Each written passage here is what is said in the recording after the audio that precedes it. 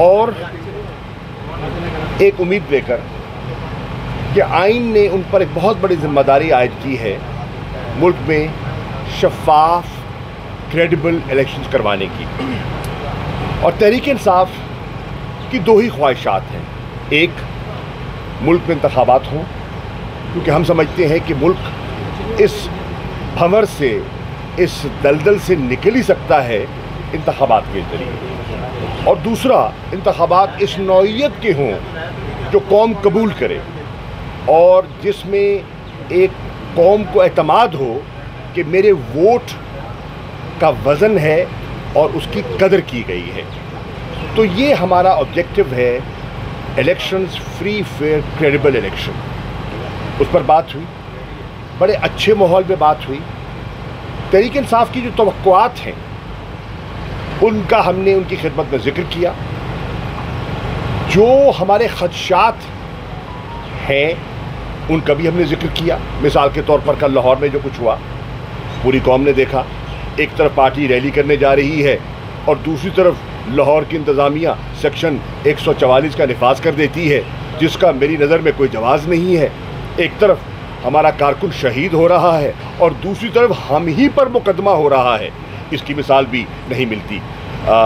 वज़ीर आला फरमाते हैं कि मैंने एक प्रॉपर इन्वेस्टिगेशन का हुक्म दिया है।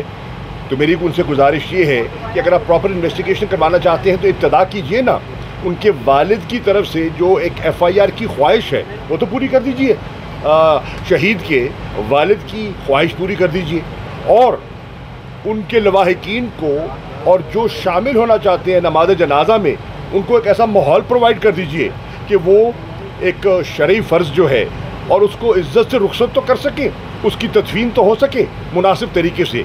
तो उससे एक मैसेज जाएगा कि आप यू मीन बिजनेस। इसके साथ साथ जो